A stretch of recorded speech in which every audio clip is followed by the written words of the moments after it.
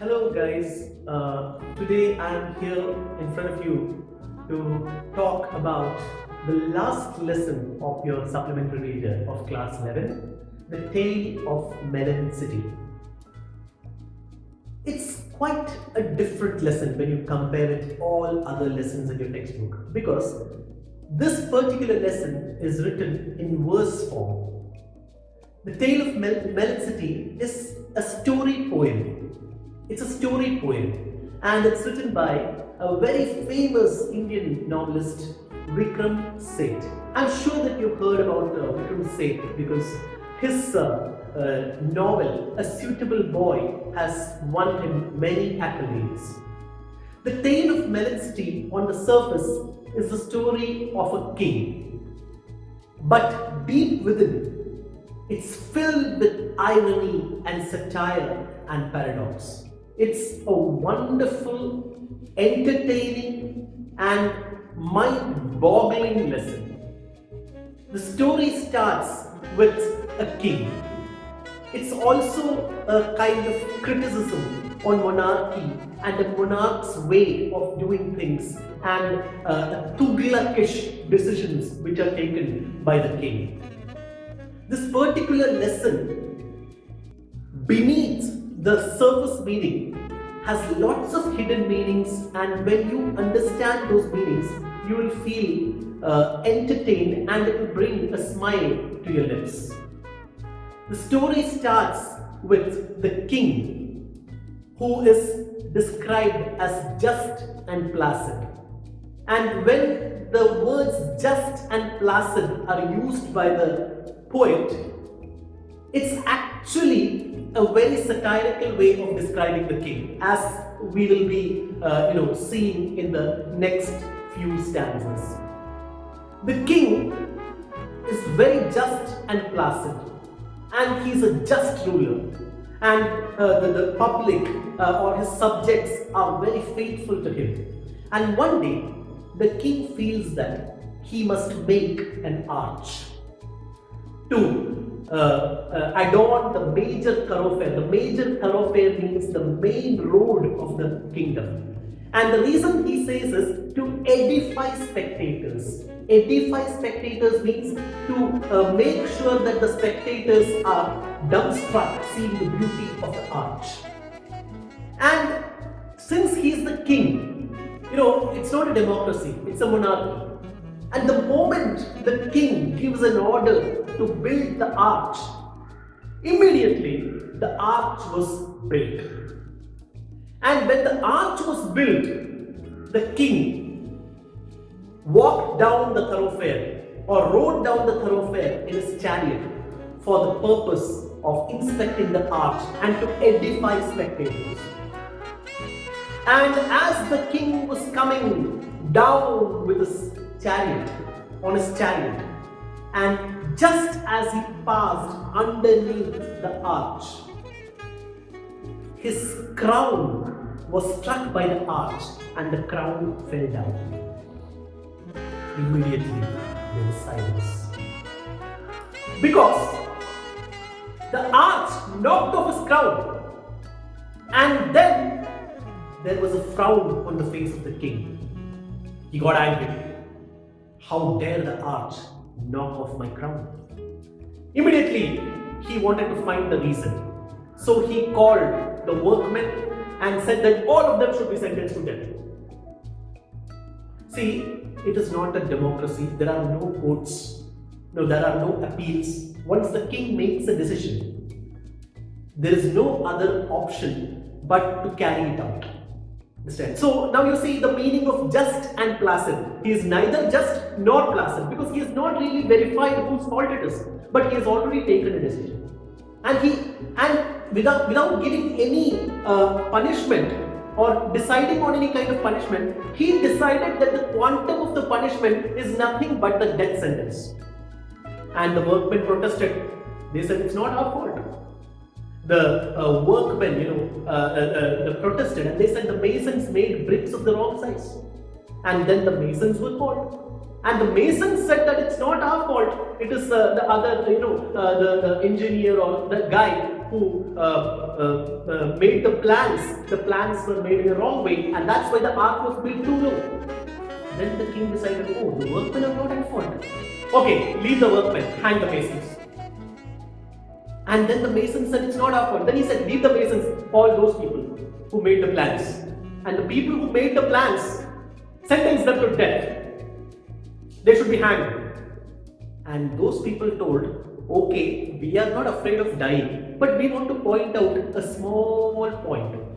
Actually, your majesty, made certain changes to the plans. So now the fingers are pointed at the king. And the king wondered, now what should we do? This is not a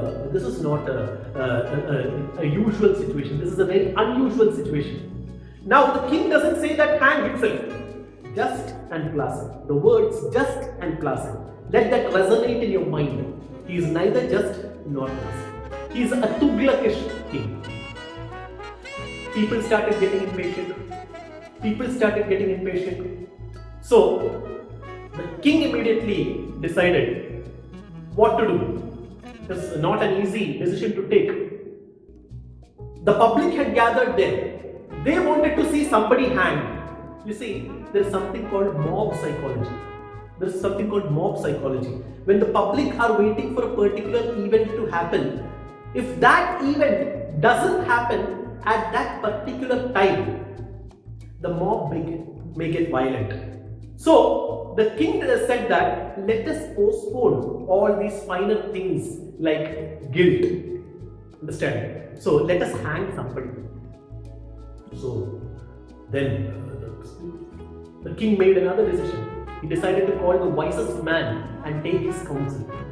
Now the wisest man is a very important part of this lesson because he gives actually a wise suggestion to the stupid king.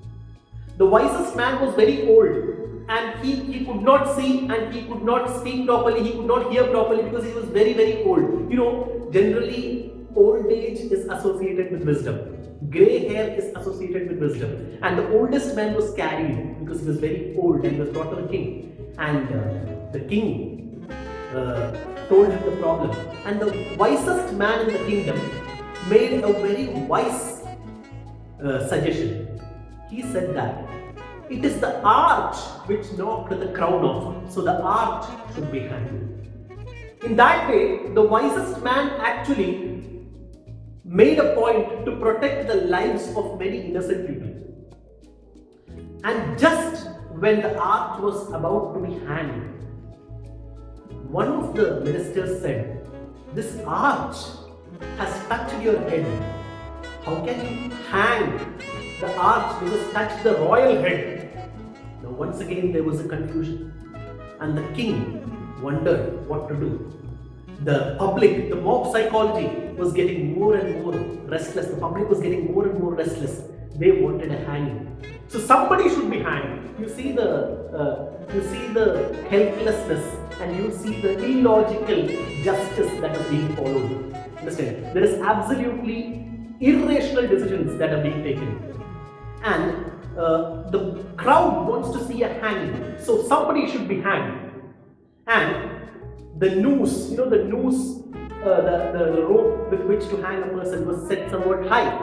And every man was brought and tried, but it could not reach their neck. The rope could not reach their neck. They were all short. And finally, in a very humorous and satirical manner, it is said that only one person could fit the noose properly, and it was none other than the king. And being very just and placid, the king was hanged by royal decree. You see the irony. The king who had to rule the kingdom is hanged because an arch knocked off his crown. And the ministers, in a very humorous manner, satirical manner, remarked that it is a good thing we hanged the king, otherwise the public would have turned against the crown. To protect the crown, they hanged the king. To protect the crown, they had to hang the king. So that is the irony of the entire situation. And now we come to another important part of the lesson. If the king is hanged, they need another person to rule. So, in every kingdom, they have very unique systems of choosing a new ruler. And in this particular situation, or in this particular kingdom, the system followed was the person who passed the city gates first will choose the new ruler. The person who passes the city gate first will not be the king, but he will choose who is the king. And the courtiers and the ministers waited for somebody to pass the city gates. And then a person passed the city gate. He was an idiot, a fool. And immediately they asked him, who should be king? And this fool gave the answer, a melon. The straightforward answer was a melon. Actually, that was the standard answer to all questions. Whatever you ask him, the answer will be melon. So he said melon. Now the system has to be followed. So, the person who passes the city gate first will choose the new ruler. And the new ruler is chosen by the fool. He said a melon should be king. So, very reverently, the courtiers and the ministers and everybody there found a suitable melon, a beautiful royal looking melon, and set the melon on the throne. And the melon became the king. And that is how the lesson gets its name, the Tale of Melon City. But the important part is, there is a word used by Vikram Seth at the end, laissez-faire. Laissez-faire. What is the meaning of the word laissez-faire? It is an economic term. You can find it in the book Wealth of Nations by Adam Smith. The term laissez-faire. The term laissez-faire means minimum interference from the government in the lives of the public. Minimum interference, the state and the public, are very friendly, and the crown doesn't interfere in the lives of the general public. That is the meaning of the word laissez-faire. Now, the poet says that ever since the melon was crowned as the king, laissez-faire prevailed and the public was very, very happy. So, the irony at the end of the story is that when there is no king, the public are more happy. In other words, this lesson is a satire or a scathing criticism on monarchy and dictatorship. It is better to have no king than have a king who is stupid, prejudicial, and takes unilateral, illogical, and irrational decisions. So, when the melon was crowned as the king of the state, the public were more happy than they were with a real king. And there is another symbol here. What happens to a king who is dictatorial, irrational, illogical, and autocratic? Definitely, such a king will be killed by the public. Such a king will not survive in the long run. Rather, at some point of time, definitely the public will rise against him, revolt against him, and as seen in this particular lesson, he will be killed. So, this is the symbolism prevailing in the lesson. I hope that things are very clear. Thank you. Thank you.